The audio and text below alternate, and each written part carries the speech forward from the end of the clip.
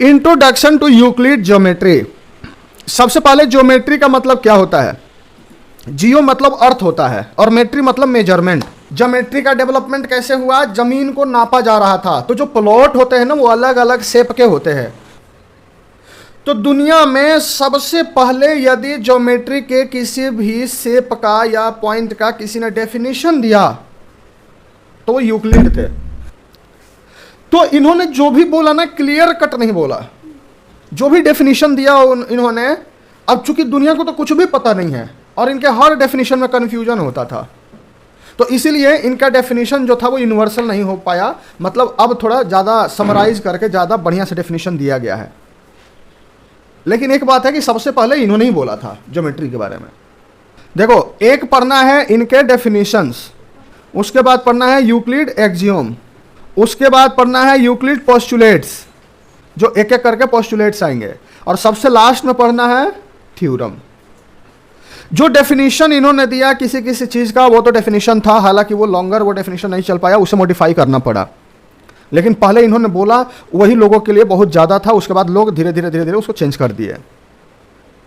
Axiom और postulates क्या होते हैं पहले समझ लो। यूक्लिड ने कहा कि मैथमेटिक्स में कुछ चीज़ें ऐसी होती हैं जो यूनिवर्सल ट्रूथ होती है, वो बिल्कुल सत्य होती हैं, लेकिन उन्हें प्रूव नहीं किया जा सकता, उन्हें समझा जा सकता है।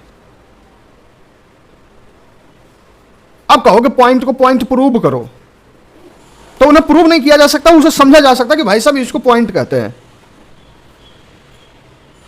तो यूक्लिड ने जो मतलब पूरे मैथमेटिक्स के लिए जो बात कही उसे एक्सियोम कहते हैं।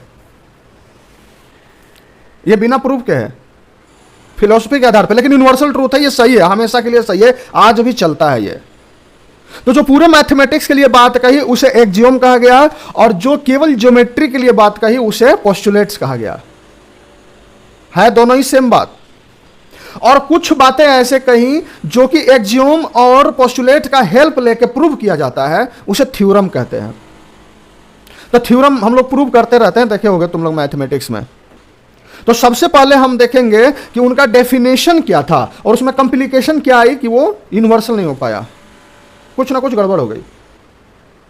तो इसके पहले यह समझना जरूरी है कि लोग क्यों फंस गए, क्योंकि लोगों को ज्योमेट्री के बारे में क ख ग भी नहीं पता था। पहली बार इन्होंने मुंह खोला, कुछ बोला, क्या बोला देखते हैं। सबसे पहले इन्होंने पॉइंट का डेफिनेशन दिया। क्या डेफिनेशन दिया? A point is that which has no part. अब नो पार्ट का मतलब क्या? पब्लिक फंस गई। तो ये नो पार्ट का मतलब क्या है? नो पार्ट मतलब अब तुम लोग समझ सकते हो कि ऐसा ज्योमेट्रिकल शेप जिसकी ना तो लेंथ हो, ना ब्रेथ हो, ना हाइट हो, उसे क्या कहते हैं? पॉइंट। अब लाइन के बारे में इन्होंने बोला, a line is breathless length, कि लाइन के पास केवल लेंथ होता है, ब्रेथ नहीं होता। लेकिन ब्रेथ का मतलब ही नहीं पता था पब्लिक को। लाइन वाला भी डेफिनेशन ब्रेथ के चलते फंस गया। The ends of a line are points. कोई लाइन है तो इसका एंड क्या होता है? पॉइंट ही तो होता है। देखो, a straight line is a line which lies evenly with the points on itself. एक स्ट्रेट लाइन वो लाइन होती है जिसपे बहुत सारे पॉइंट लाई करते हैं। सरफेस क्या होता है? A surface is that which has length and breadth only. जिस डायमेंशन के पास लेंथ और ब्रेथ दोनों होते हैं उसे सरफेस कहते हैं। The edge of a surface are line. और जैसे लाइन का एंड पॉइंट होता था वैसे सरफेस का एंड क्या होगा? लाइन। देखो ये सरफेस है, मान लो कि ये सरफेस है, लेंथ है और ब्रेथ है, तो इसका एंड पॉइंट क्या हो गया? लाइन हो गई ना। तो सरफेस का एंड पॉइंट एंड लाइन होता है और लाइन का एंड पॉइंट होता है। A plane surface is a surface which lie evenly with the straight line on itself. Plane surface वो सरफेस होता है जिसपे स्ट्रेट लाइन पूरी की पूरी लाई करती है। क्लियर है? तो एक्सियोम में क्या कहा, ध्यान से सुनो और सब कुछ तुम्हें पता है। Things which are equal to the same things are equal to one another. मान लो हमने कहा कि हमारे पास उतना ही पैसा है जितना तुम्हारे पास पैसा है, और इसके पास भी उतना ही पैसा है जितना तुम्हारे पास पैसा है, मतलब हमारे और इसके पास सेम पैसा है। समझ में आया? तो ये पहली बात इन्होंने कही कि things which are equal to same things are equal to one another. अब देखो, if equals are added to equals then wholes are equals. मान लो पहले से ए इक्वल टू बी है और उसमें ए में भी 2 ऐड कर दिया, बी में भी 2 ऐड कर दिया, तो अभी भी इक्वल ही होंगे। समझ में आया? If equals are subtracted from equals then remainders are equal. A equal to B है, दोनों में से 2 माइनस कर दिया तो इक्वल ही होंगे। Things which coincide with one another are equal to one another. यदि एक दूसरे को coincide कर लेता है कोई भी चीज, मान लो एक लाइन पे दूसरी लाइन रखे हैं और पूरा पूरा ढक लिया, मतलब दोनों आपस में बराबर है।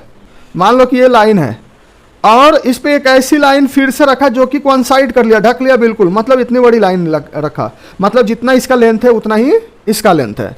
The whole is greater than a part.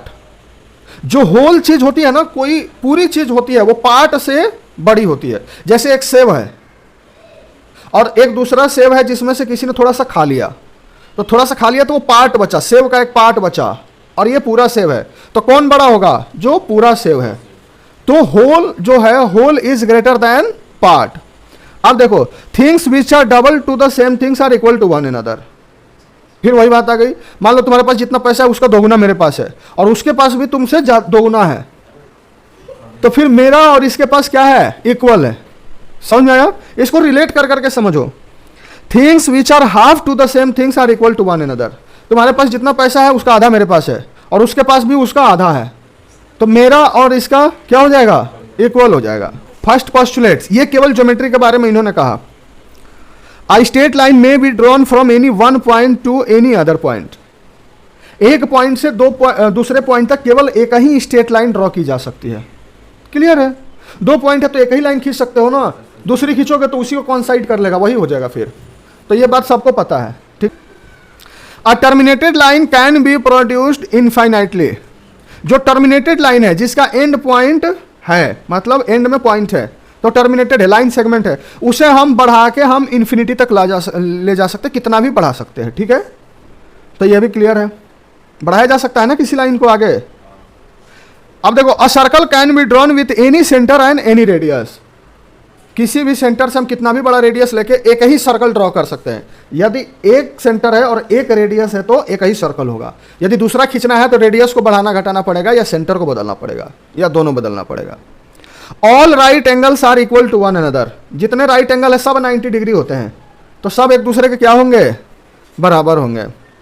If a straight line falling on 2 straight line makes the interior angles on the same side is if taken together less than 2 right angle, then the 2 straight line if produced indefinitely meet on that side on which the sum of the angle is less than 2 right angles। कह रहा है कि किसी 2 line पर, कोई ये तीसरी line है, ठीक है जी, हाँ, तो इसने क्या बनाया? इंटीरियर एंगल्स बनाया ना, इधर भी बनाएगा और इधर भी बनाएगा।